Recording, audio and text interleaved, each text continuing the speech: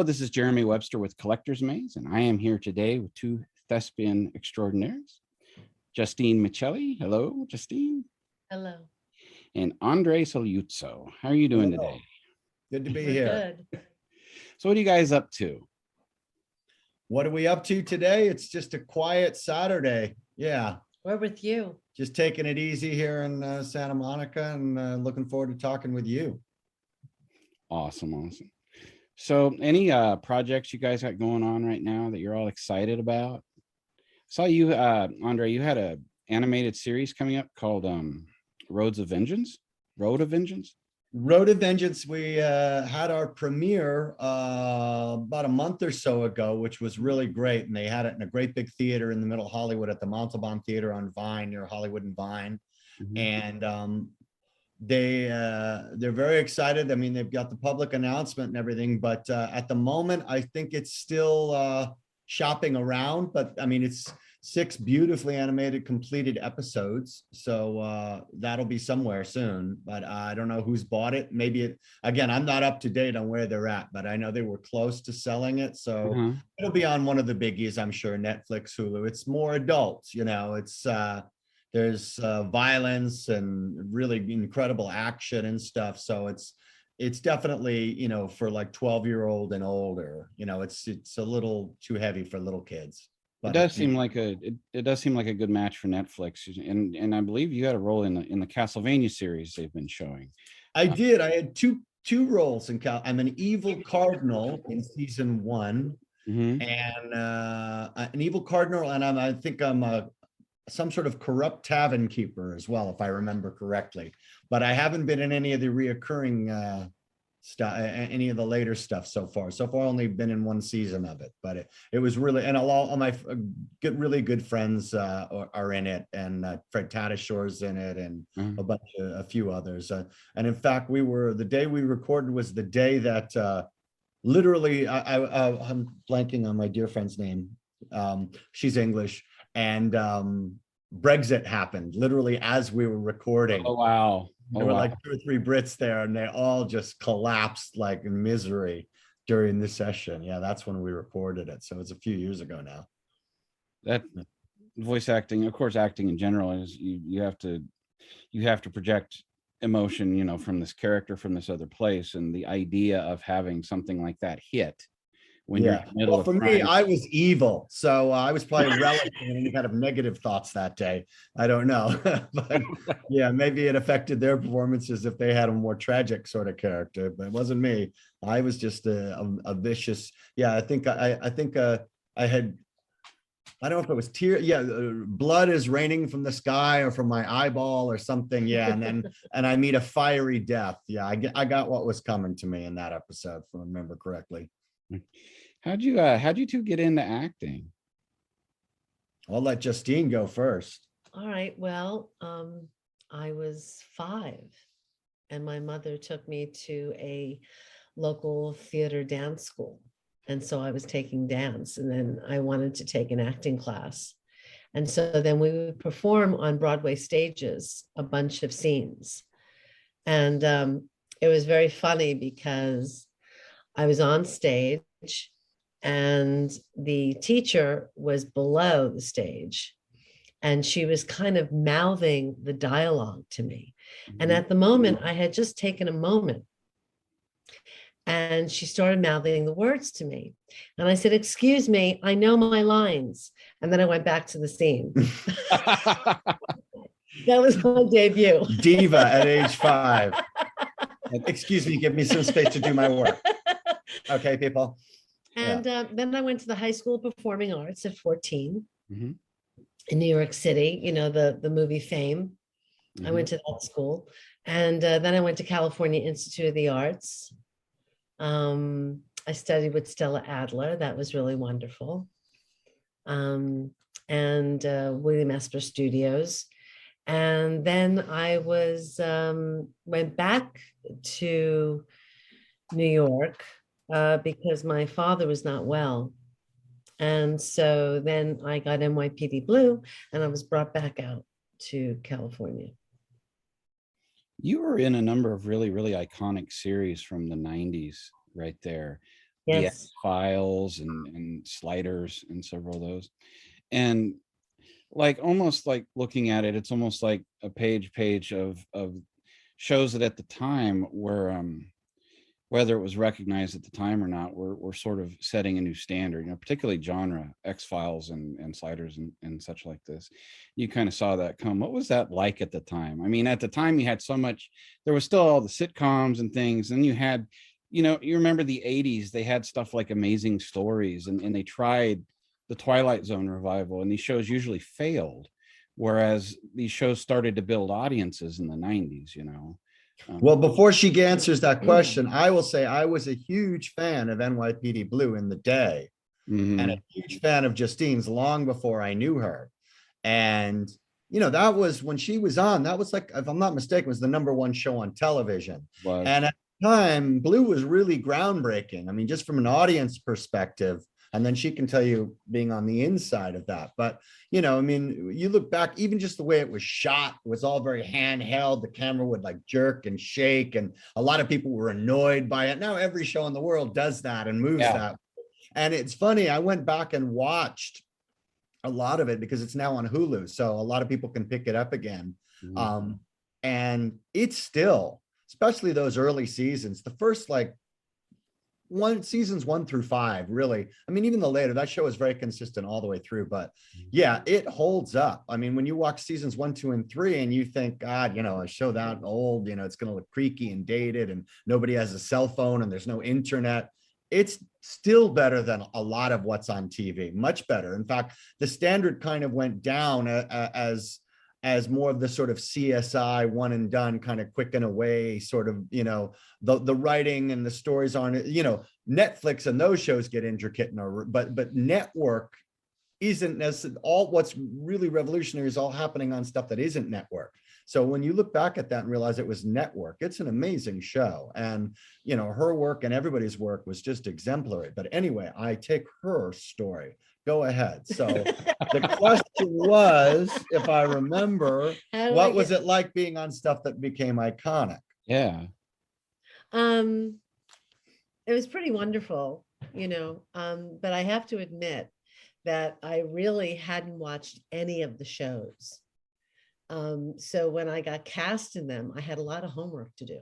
The reason you weren't watching is because you were busy working on a television show. Right. And again, with the other thing we forgot is everything, still some shows are, but you're talking about 23 episodes a season. So actors on a 23 episode show, they really have no life. You're working, you're grinding out lines, you're working every day, you're up at the crack of dawn. So yeah, you're not hanging out watching the other hit TV series, all that much. No, especially Seinfeld. I was not acquainted with Seinfeld whatsoever. I hadn't watched a single episode. And what was I thinking to say? When Jerry, well, tell them the story of when you were the first thing they cast you on.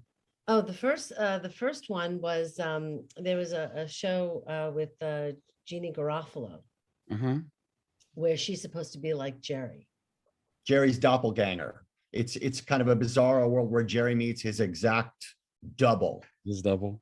In female form. And so that they cast Justine initially. So we're going through the rehearsal and something deeply seems wrong. I couldn't put my finger on it, but something was wrong.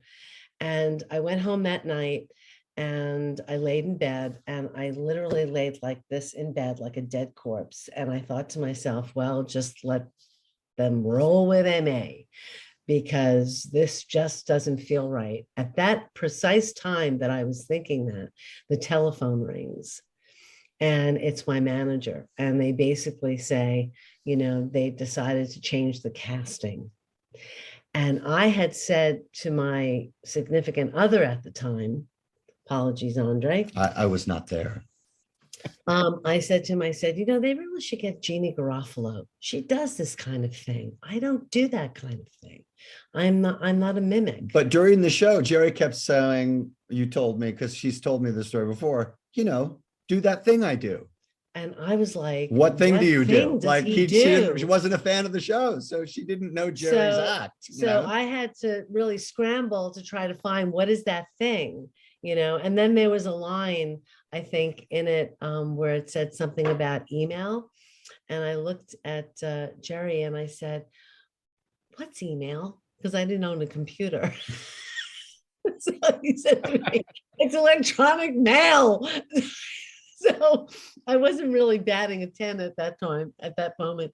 But anyway, so they recast, and it was suggested to my manager. They said, they really should call her. They should really give her a phone call, and explain what's going on. So Jerry calls, but I'm out of the house. So again, pre-cell phone. Pre-cell Right? You're phone. calling people's home phones and leaving messages the old-fashioned way. So the gentleman that I was talking about before picks up the phone and says hello, and he says, is Justine there? And he says no, and he says, well, this is Jerry Seinfeld. I really would like to speak with her. He says, well, she's out, but she'll be back home soon. He said, would you like her to call you back? No, I'll call back. So he calls back and I'm still not there. Okay. So to make a long story short, he finally got in touch. Jerry with calls me. 3 times. He finally gets in touch with me and he says, we're a big fan of the show. We're a big fan of you. And I promise that I will find the right episode for you. And he did. He found, the backward episode, the betrayal. And he kept to his word. And I think he's a really stand-up guy. He really is. So I felt very privileged, that he did that. That is ultra cool. Yeah. Yeah, it was really cool. It was really, really cool. So when I went back on the show, I was more relaxed. I felt really connected to the character. I had fun. I was able to enjoy everyone instead of being on pins and needles, trying to be a mimic. It just wasn't working. Andre does that sort of thing, but I don't. Yeah, you've got a lot of video game voice work that you do. Yes. I kind of do everything. Yeah, I mean, I have a long career now in video games, but kind of across the board. Video games, animations, commercials, documentary, promos. But yeah, quite a few video games at this point, and a few hundred that I unfortunately I'm somewhat of a gamer, but I get very motion sick, so I'm not as huge a gamer as I could be. I do enjoy games, but yeah, no, I've been in many games that I've never seen. But I try and pay attention. My wife has the same issue because she was trying to play the Doom games and couldn't do it.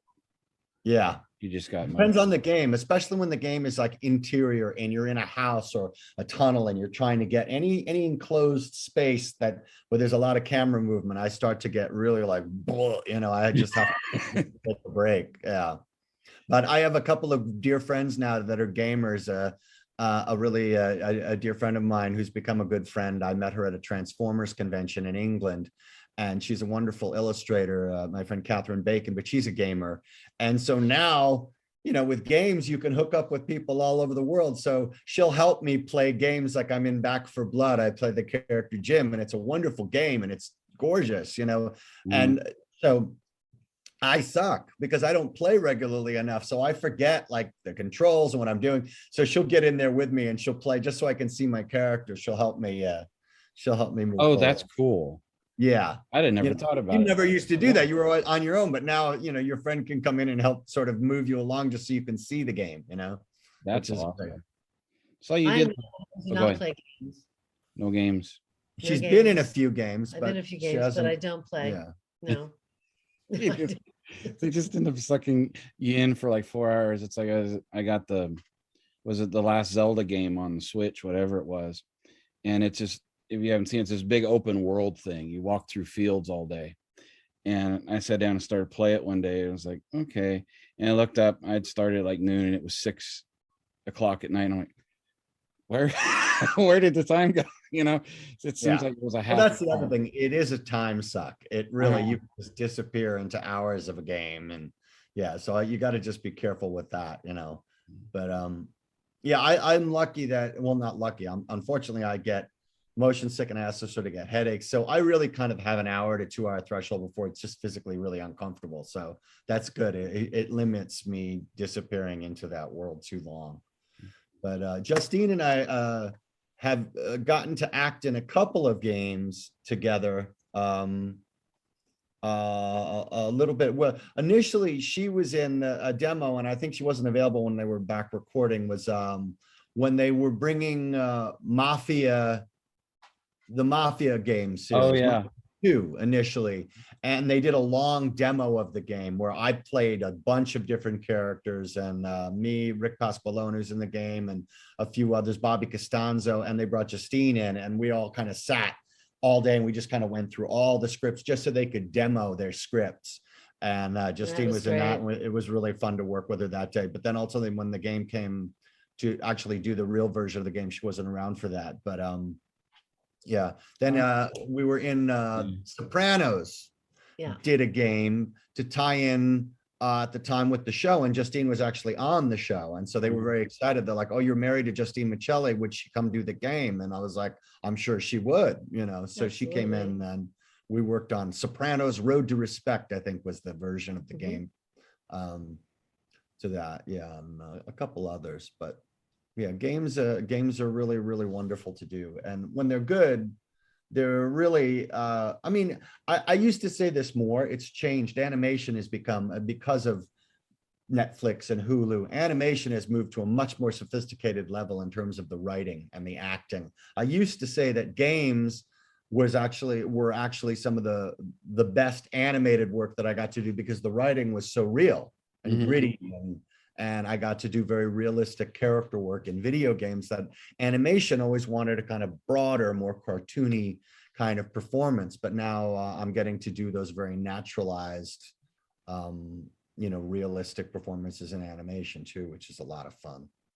It's interesting how games have sort of, you know, they sort of split off into the wild sort of area of fantasy, and then you've got the gritty realism games. They've been very much like that the last several years. We were years. both in True Crime New York City initially, the True Crime series. I was in a couple of those. Justine was in the New York City one as well, and I was in that. And those back in the day, those were great.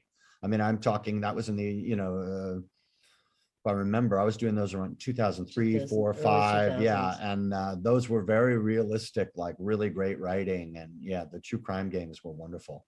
There is a sort of an overriding idea in a way that they kind of, in a way, in popular entertainment, video games have almost, they haven't overtaken film, but in a way they become a new sort of film, much like the Choose Your Own Adventures book when I was a kid, if that makes sense. Like it's the movie and you're watching, but you also interacted with it in such a way that the story changes and such, or you build your own story for it in your, you know, in your head as you go. The first time I ever noticed that the sort of relationship, and this was early on, and I had to explain it to people at the time who weren't gamers, was how video games are now influenced the way movies have action.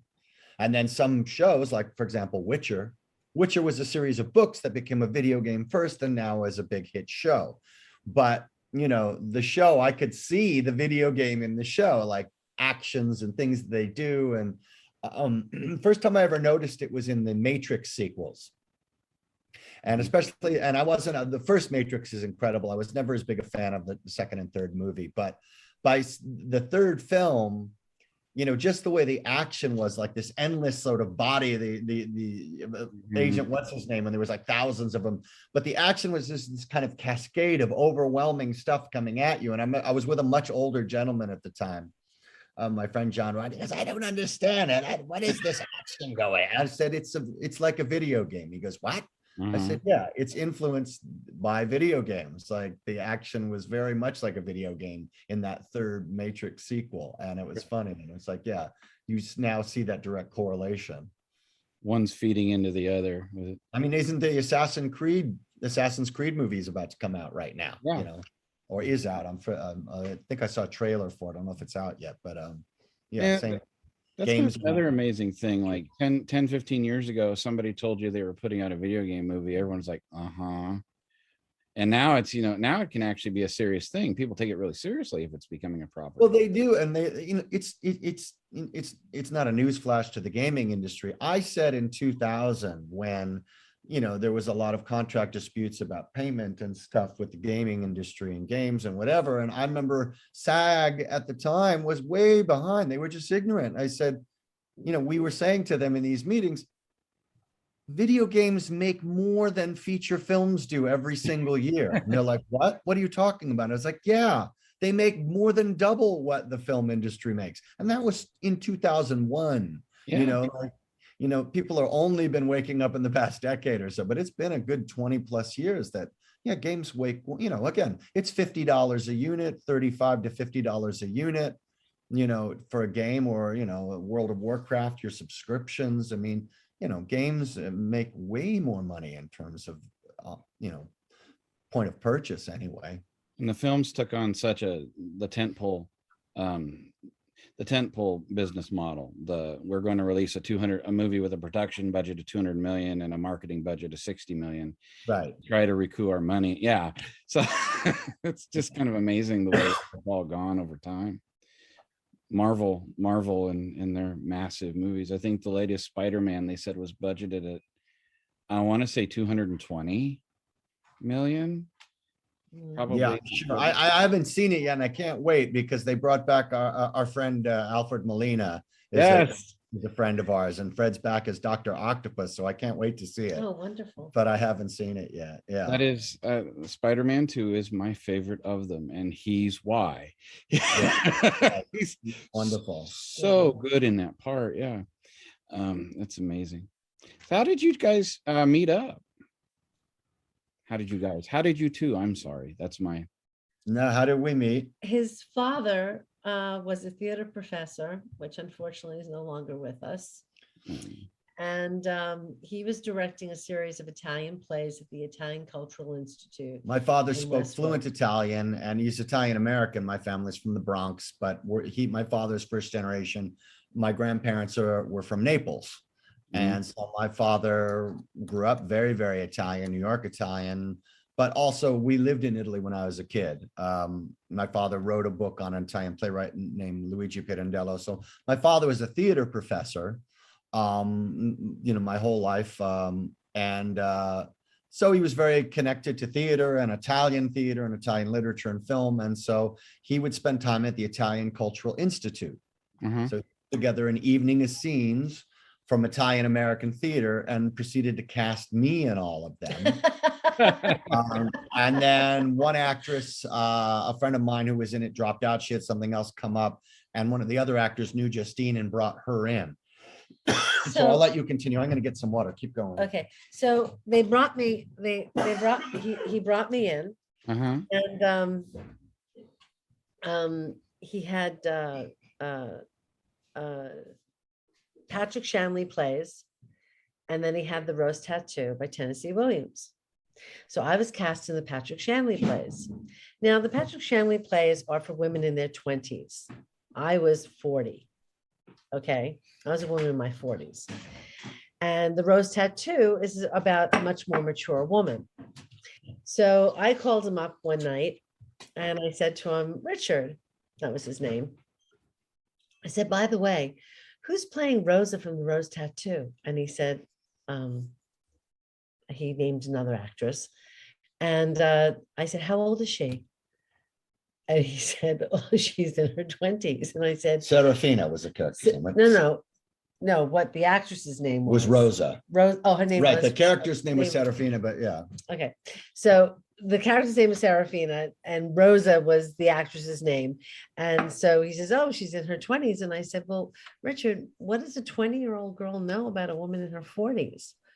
I said, why don't we just reverse the roles, give me Serafina, and you give her the Patrick Shanley plays. So now you take over. So then my father says, he says, so they came up, they found me an actress. I said, oh, who is it? And he said, Justine, I forget, he couldn't remember her name at the time because I forgot her name, but she was on NYPD Blue. And I was like, well, who is it? I was Kim Delaney. I mean, who are we talking about? Gail O'Grady, and I didn't think of Justine, who I was a huge fan of. And then, but he said to me, because I don't know, but she's very pushy. And I said, really? Why is she pushy? And my dad had his issues, let's just say. And he said, well, when she asked who was playing Serafina, she told me we should flip the roles. And I said, well, she's right. I said, Rose is too young for the part. We've been rehearsing. She doesn't really sort of get the part, you know?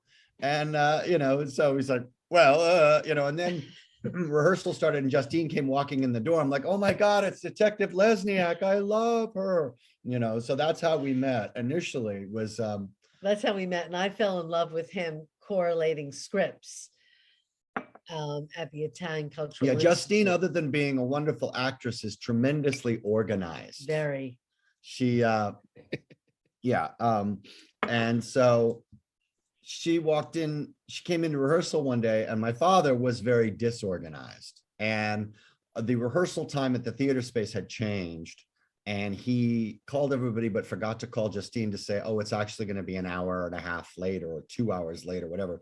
So he and I were already there and I was in the office sort of blowing up the scripts large so people could see them. And Justine comes in early and I see this gorgeous actress come in and she's sitting there and she's kind of like looking around and kind of, to me, in my mind, I'm thinking, oh God, she's pissed. I was just tired. It She's was just a long tired. day. I It don't was a know. long I'm thinking day. she's shown up early. And then I'm thinking, why is she here? It's way too early. So I go to tell my dad, he's like, oh, I forgot to tell her. And I'm like, oh. So then he comes over and apologizes. But while I'm sort of, she's sitting there, I'm looking at her, she's looking at me, I'm sitting there like being very organized, you know, I'm Xeroxing and collating and organizing. And so she's thinking, oh my God, that's so hot. Look at him. Look at him coordinate that paperwork. Woo! You know, and so, you know, between my incredible Xeroxing skills and then my awe-inspiring performance later that night, you know, it was on, so to speak. Yeah, it was on. so that's Yes, how it we was. met, and we started dating not too long after that. So we've been together for 20 years. 20 years. 20 years. It'll be we will have known each other 20 years this November. Oh, But we've been congratulations. married 16 years. We dated for We've 2. been married 15, but we would, yeah, our anniversary of meeting will be early November this year. So we dated for 2 years and then we were engaged for 2 years. And it all started with a Xerox machine. It all That's started how with the some Xerox hot machine. collating action. Yeah, Collating action. yeah. Well, it didn't happen for you at that moment. It happened for you at a fab party. Oh, it at happened that for me party. the minute she walked in the door a day or so before, you know, like I was already, you know. That's fantastic. So that's how we met. And it's at been that point. wonderful ever since. Yeah. Awesome. So how's work been with the pandemic going on? You have a home studio that you've been using, or? I do. Yes, I have a home. Well, yes, I like to say, oh, I have a very elaborate home studio. Oh my God, state of the art. But what's happened is technology has gotten easier and easier and smaller and smaller and smaller. And, you know, I've been recording on my own for quite some time, but I sort of had to up my game a little bit because what happened is now people were expecting really professional studio quality sort of live reads coming. So I actually set up in my closet full. I was doing an episode of American Dad early in the pandemic, and they were going to record from home because at that point people were still scared to go to studios. And though that changed shortly after, but so I had the sound guy from Fox was testing different spots, and finally he goes, do you have a closet full of clothes? And I'm like, sure. So we moved the mic in there and he goes, that sounds perfect. You know, so, but, you know, now I have like, you know, I have an incredible, a Vox 276 preamp that's literally this big and it's just amazing. And my MacBook Pro and, I mean, not even my MacBook Pro, my MacBook Air. Yeah, so I set up and I've got like incredible recording capacity just in my, you know, I up my internet and yeah, so I've been doing a lot from home. But yeah, I've been very fortunate the past 2 years because of you know, animation and VO was kind of pandemic proof because we were already by definition socially distanced. So, you know, I could either do the job from home or even if I do go to a studio, the engineer is behind glass 40 feet away. I'm at the microphone. I walk into the studio on my own. They wipe everything down. We come in and, you know, or we do other shows, you know, isolated via sometimes Zoom, other things. I had the real pleasure. He just passed. He was such a sweetheart. I worked with Louis Anderson on a show just maybe 6 months ago. He was in Vegas and I was at home, and it was I'm forgetting the name of it. It was an internet show that had gone, it had been an on-camera show that on the Funny or Die network, and that had gone animated for its 4th season, because they're like, well, when's on camera coming back? I know, let's just animate it. And so Louis came in and I did a scene with him.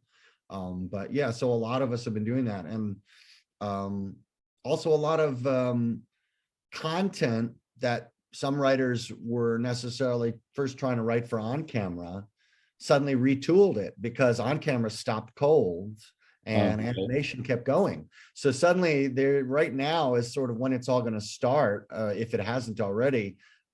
Whether I booked it or not, a lot of the stuff I've been reading in the past year or two has been incredible. There's going to be this renaissance of this really sophisticated, imaginative, animated content, simply because the studios could only greenlight that stuff to get produced, and they wanted to keep, you know, producing. So suddenly they were greenlighting stuff that might have seemed way too far out there or too adult or too whatever for, you know, for animation, you know, but now what would have been a really gritty on-camera cop show is going to be an amazing gritty you know, animated thing. So it's kind of cool what's happening in terms of what I do. So I've been, knock wood, very, very fortunate in that work has been sort of continuous for me. But for Justine, yeah, things have slowed down. Things have slowed down for me because in the last several years, I've taken care of my elderly mother. Yeah, so she's taken some time off in the past couple of years, so that's also a lot of that's my focus right now. Yeah, sometimes life gets in the way of work and you just take it as it comes. Yeah, I got an elderly father who's in a bit of a situation too, so yeah, I understand how that goes. You know, we want her to be home. We don't want her to be in any kind of care facility, especially now. It's terrible. It's a big job. Terrible circumstances now with COVID. Yes, that's actually a fear. Like, for example, my father's in a physical rehabilitation location right now, and they had to change some of the meeting rules last week because they had an Omicron case pop up. And and it's just like that, you know, this whole time is just sort of was it the Acme 2,000-pound weight from the cartoons, you know? Well, you know, it's very disheartening for them because they're isolated enough in those facilities and they can't see you. And so it makes them even feel more isolated. So, you know, she's comfortable at home and she has me and, you know, other assistants. So it works out. It's good. That's fantastic. And it's good that you do that because so many people don't go that extra mile. You know what I mean? Yeah. I was raised that way. You know, I had parents that took care of their parents. And that's what I observed my entire life. So when the time came for me to do it, it was pretty easy transition. Yeah, it's awesome. Yeah, thank you. Well, I have to admit that I am a huge fan of Doom Eternal. And I saw in your credits list that you are the voice of the father. I am the father. Yes. Oh, you said it. Oh, there's full chills. The father was really fun to do, and it's also kind of it's funny. It's a very neutral voice, but sometimes that's a challenge. I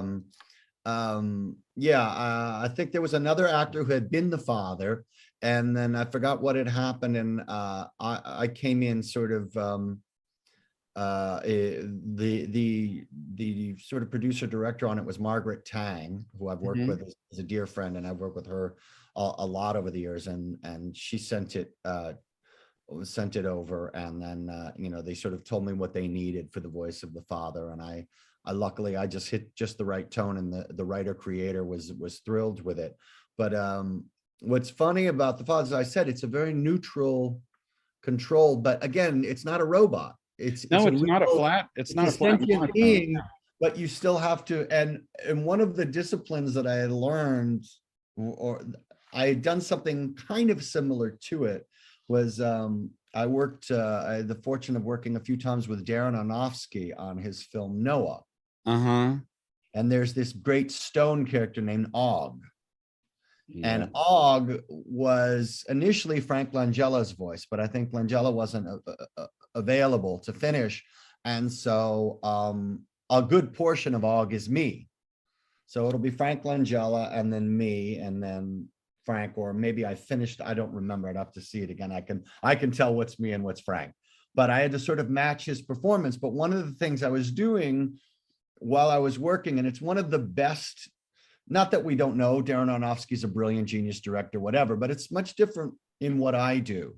And I've worked with many, many top directors. I've worked with Taylor Hackford and Oliver Stone and a lot of, A-list guys, but Aronofsky gave me one of the most specific directions that was so in tuned to what I do that, it's not to be arrogant, but very few on-camera directors know how to tailor what I do. Yeah. Because voice is very specific and very subtle, and the changes are just minuscule. And I sort of went through the paragraph, and he said one thing that just lit the bulb, and it's very true for the father. He said, I did the whole monologue, and then he goes, he has no opinion about what he's saying. And I was like, oh my God, that's genius. You know what I mean? And it's like, well, duh, it's Darren Aronofsky. But no, it was like very, I can remember certain, any actor, who's worked a long time will always say, what director ever gave you a note that just lit the bulb for you? And that was one of a handful that I could name off the top of my head. But when it came time to do the father, I immediately thought of that note as he has no opinion about what he's saying.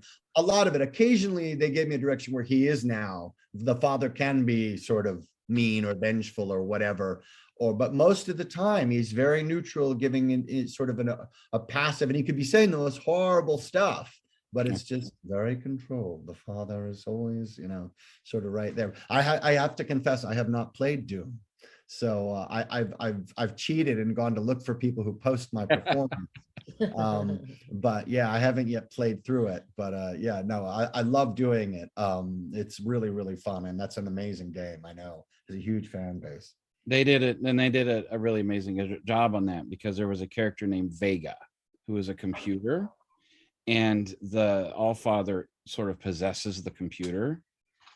And I'm assuming that must have been another actor, but they transfer from their voice to yours. And I would have almost sworn like it was an extension in that game. Across two games.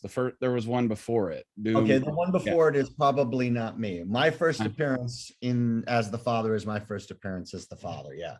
And then it gets on sort of a chorusy sound to it when it's the Allfather. Yes. So that's awesome. I didn't realize that it was anyway. That's really cool. Yeah, no, the father is really, really, really fun, and I think I don't know things. I'm just an actor. I don't know all the secrets, but I hope he comes back, and I think there's a good chance he might. I think so too. Not that I know yet for sure, but saying. I have a feeling the father is omnipresent and will return. Yeah. Any projects you guys like to let anybody know that you're currently working on coming up? For me, I don't have any projects coming up because, like I said, I'm taking care of mom. Yeah, but we're very excited about the conventions. Yeah, when things calm down a bit and are calming down a bit here and there, just the appearances that we get to make are really, really fun.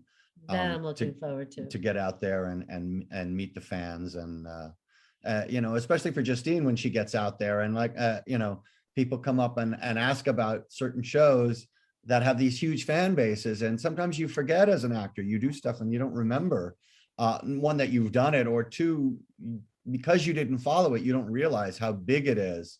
Like Sliders.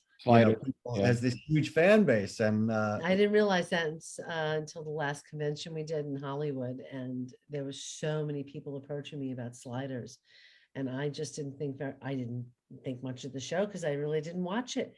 but apparently it's got this huge fan base. Yeah. Yeah, if I remember Sliders right, it was mid to late 90s, maybe early 2000s. There was, Mid 90s. and at the time, Sci-Fi Channel had gotten more ambitious with the stuff that they were producing and showing, because they'd shown reruns of Kolchak forever and ever, right? But they had like Sliders. They did a mini series version of Dune, and they Farscape, the Jim Henson Farscape show. And these shows sort of were like, they would let them run a while, and then they'd like Sci-Fi would lose interest or something, you know what I mean? And they would vanish. But a bunch of kids like in my generation grew up, you know, or as young adults were watching those shows because that was the alternative programming to whatever was on, you know, normal television as far as that goes. So you ended up with this audience, and you don't know you have it until 10 years down the road, so to speak. That, oh, Well, you do a project and you don't really know the significance. And at the time, it isn't necessarily significance. I mean, things that have turned into quote unquote some of my most iconic stuff or have these huge cult fan bases, when you do them, you're just working a given day and you go, well, this is a really fun character. You know, I hope it goes somewhere, whatever. You know, I think technically one of the first, it may be the first animated job I ever did, although I sort of got my start doing Celebrity Deathmatch. But the first specific cartoon job I did was Courage the Cowardly Dog. And I played this giant cockroach named Bushwick. And that's when I was still living in New York. So I recorded that in like 1999 or 2000. And do you remember the voice?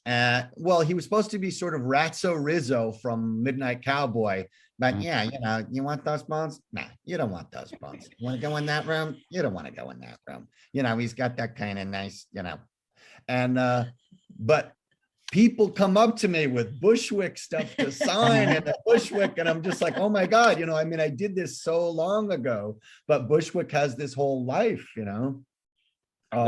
That show particularly has a life of its own. It's out there. When I watched that, I was like, wow, these guys smoke a lot of weed. Like that, that is a really, it's almost like out there, kind of just crazy. I mean, it's so imaginative, it's so strange, a little disturbing. Yeah, it's a wild show. It's like this weird mix of David Lynch and old B movies from like the 50s and 60s. If you can make a show of somebody that. called the Sitar Lady. I'm like, what is the Sitar? You know, it's just crazy. There's that, and then another one that's again has this big cult fan base. And at the time, I didn't know anything about it. Was Bubba Hotep, and I do the Elvis narration for Bubba Hotep. And at the time, I think it came into my agent's office, and you know, I auditioned it. They wanted an Elvis kind of read, and I don't even know if I was matching the lead guy's voice. I think it was just straight Elvis. I'm not sure. And again, it was so low budget. We recorded in somebody's garage in Hollywood that day, West Hollywood. You know, it was like, I went down a suburban street. I'm like, this isn't a studio. And then we go down somebody's driveway and in their garage, and you'd set up a recording studio at home. But it was a very, very low budget thing. And I was just like, okay, this is some little, not, you know, experimental, whatever. And then it got a theatrical release. I remember going and seeing this film, but since then, Bubba Hotep, people ask me about Bubba Hotep. Oh my God, you were in Bubba Hotep. You know, it's like this big cult fan base to it. So you did the Elvis narration in Bubba Hotep. Yes. Sorry, it's the mental math. That's Bruce Campbell. Bruce Campbell's the lead, but yeah, I'm but you did the film talking about everything, you know, just doing. Oh, wow. Okay, you did an amazing job in that. Well, thank you. That's coming from someone who has a signed copy of the soundtrack CD. I'm sorry, what did you say? I have a signed copy of the soundtrack CD to Bubba Hotep somewhere. Oh wow! Well, dig that out. I'll be happy to sign it. Yeah. Awesome. Yeah, I have the poster and I rolled it up. It's rolled up and put away right now. I think I took Justine at the time. She goes, "This movie, what is this film?" I was just like, it is. It's another one that's kind of out there and it's kind of really out there. The filmmaker Don Coscarelli did the Phantasm movies, And I had grown up, and when I was a little kid, that was what you saw it at the drive-in. You peaked. Yeah. You're supposed to be watching Popeye on screen one, but you're over here watching the weird guy with the scary Yeah, guy exactly. with the flying metal ball over here. So But yeah, other things you do, like when one of my other big characters is on Avatar: The Last Airbender, I'm King Bumi in that. And again, we all knew, those of us doing it, that it was a wonderful show while we were doing it. But that show has just taken on this huge life. And now this generation of kids that are, and now 15 years older, and they're adults with their, like, that is an iconic show, and it's huge. And I didn't really know the impact. And I did their podcast with Janet Varney and Dante Bosco, and we all talked about how none of us knew what that was going to turn into. And I didn't know, nor did Justine really, until she and I were down at Comic-Con, maybe 5-6 years ago. And we went to a party for the Legend of Korra video game. And I just went there and met some people and was hanging up, at all these fans were doing the cosplay from this series.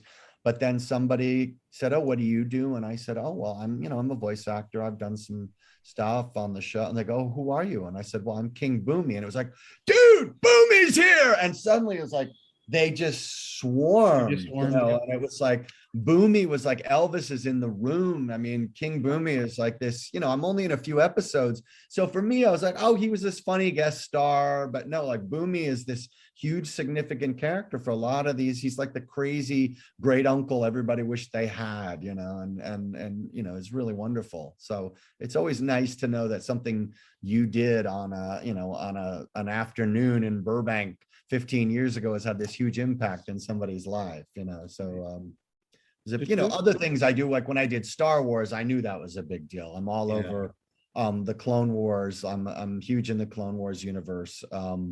And we knew the minute you're doing anything Star Wars related, like, that's just billions of people. We're like, that's always a big deal. But certain shows turn into a big deal because there's such good shows, like Avatar: Last Airbender and a few others, So do you do a lot of stuff on the con scene, conventions and stuff? Did what? Do you do a lot of conventions? I'm starting to do more. I never chased the convention thing. I should have been doing more of the Star Wars ones when they started, and I didn't. Now I'm working with people who are sort of getting me out in the mix more, which is great, which is how you came to me. I've done, I'm sideswiping the Transformers. So I was, I've done, I was at TF Nation. My brother's in TF Nation in Birmingham, England.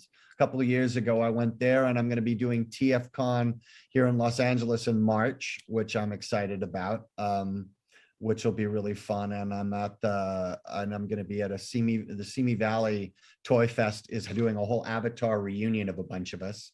And that's coming up February 6th. But so I've done a few. I'm starting to do many more of the cons. But yeah, that's what's fun, is when you get out there. And I take it back. I've been going to LA Comic-Con for the past 8 or 9 years, every single year that they've had it, because I do a voice NATO panel where it's a lot of us who do voice matching and impressions and improvisation. It's me and Fred Tatasciore, Kif Vanden Heuvel, a lot of us, and we get together and do a panel every year. So I get to meet a lot of the fans at that too. And so it's, different people are coming as everything: Princess Leia, Twi'leks, ARC Troopers, the whole Star Wars world shows up there but it started as Stan Lee's Comic-Con. Really? So it was Marvel based, but every convention turns into everybody's convention really quick. What do you think of the convention scene, Justine? I love it. I did the Hollywood convention. It was just wonderful. Yeah, she went to we were at the Hollywood Collector Show in Burbank.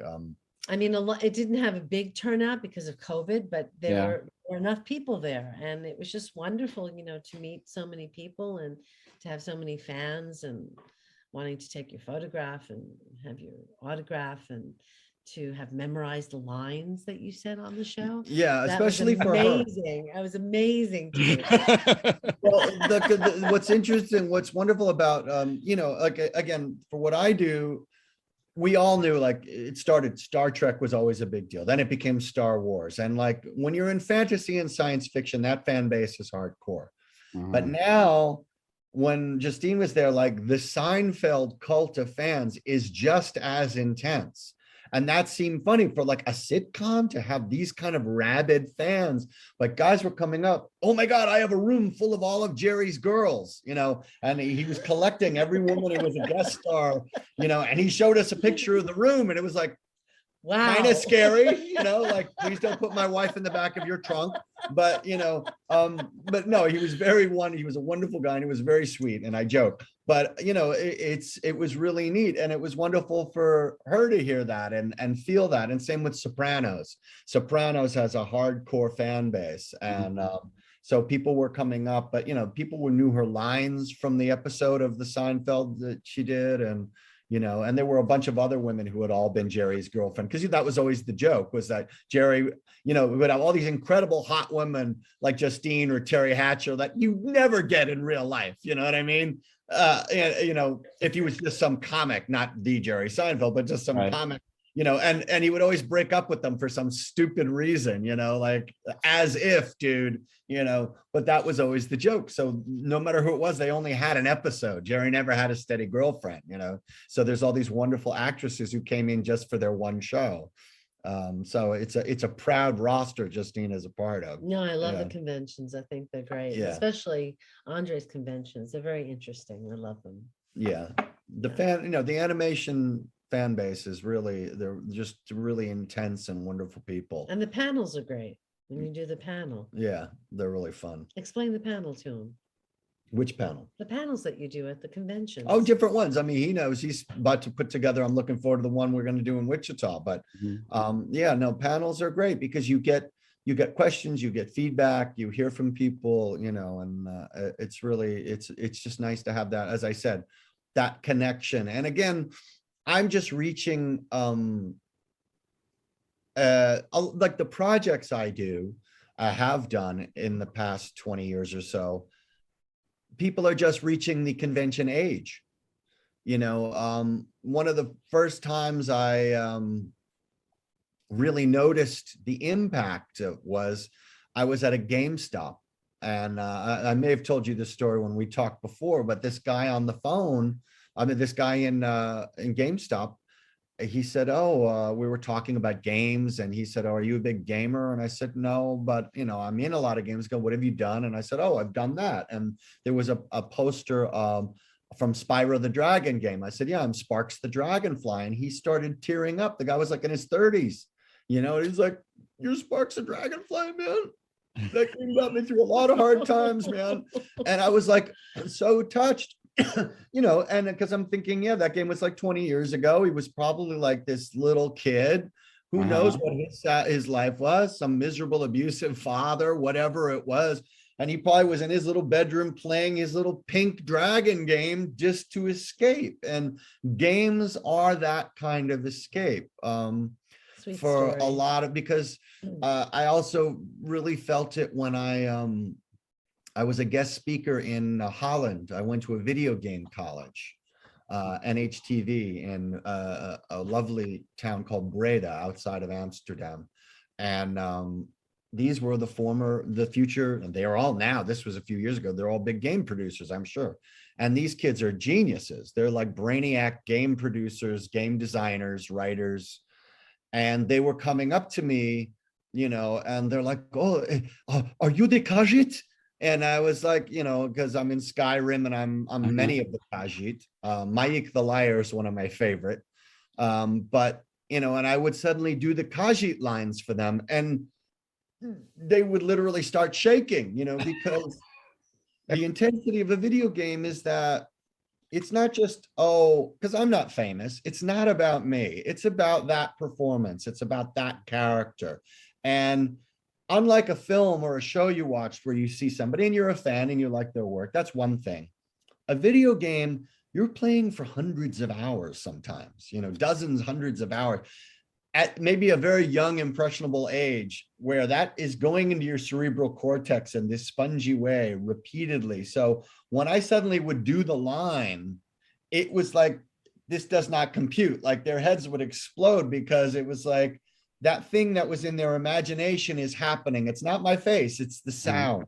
It's And you know, it's a very profound sort of auditory memory response, you know, and it was really to suddenly appreciate that. That's what I'm sort of now getting from conventions and stuff, is like, yeah, the work that we do, it's wonderful to get that feedback from people as to how, what it meant to them. It's not just, oh, I'm a fan of yours. It's like, no, your work made a difference. And that's the same for all of us. It's the same for me, Justine. All actors are huge fans of somebody. We all grew up as fans of something that really made a difference in our lives. And it's wonderful to have that feedback come back at you now. And so a lot of these people that were little kids are now in their late 20s, they're in their 30s, you know, some are older or whatever, but now they have jobs and money and they can go to these conventions, and conventions are becoming more of a thing. So it in a way that actors didn't used to get that kind of feedback from fans, we do get it now. And it's wonderful to hear. I always say to people, like, depends what somebody's doing. I mean, any famous person that I love, that I see, there's a way you can approach people, but I always say, I don't care who they are. I don't care how famous they are. You tell an actor you like their performance. It could be George Clooney. He likes to hear it. You know what I mean? We all like to know that what we do. You never get too famous for positive affirmation. You know what I mean? So I always say, if you see somebody you like, just go up and say, hey, you know, I really like your work. Thank you so much. You know, if they're clearly at a restaurant having a breakup fight with their girlfriend or wife, maybe it's not a good time to walk in, you know, but otherwise, yeah, you know. So yeah, that kind of feedback at the conventions, we really, really love going and appreciate it a lot. Awesome. Well, any closing notes before we draw it for an end for today? Anything you'd like to tell Wichita? Well, we're really looking forward to coming to Wichita. Yes, we are. Yeah, very much so. You know, anytime we get, you know, because we're in Los Angeles and we're from New York, but anytime you go into the rest of the country and just sort of meet, you know, people who aren't sort of connected to the business in some way, it's really, really fun. And so, yeah, we're looking forward to coming. And we thank you for having us. Yeah, thanks so much for having us. And in general, just, you know, we want to, you know, everyone wear your mask, be careful, be healthy, be safe, and try and be nice. Because it's really tough right now. A lot of people are just at their, you know, money is short and tempers are short. And yeah, so, you know, some of what I try and say right now when people ask, you know, is just take a minute to try and see where somebody else is coming from before you react. If they do something that sort of pushes a certain button with you, try and figure out where they're coming from first, and just take a walk in their shoes, and maybe you can take sort the of higher road, de-escalate certain tension. Yeah, because right now tempers are shorter than all of us are used to them being in the past couple of years. And so yeah, any excuse we can have to get together and be nice with each other right now is really something we look forward to, which is like I said, these different cons this year is an opportunity. And it's nice because people are excited to be out and doing stuff in any small way, you know, and any chance to sort of commune together as a community and just be together is really a really nice experience, especially now more than ever. So we're really looking forward to it. Awesome. Justine, Andre, thank you for talking with me today. Thank you so much. Yeah.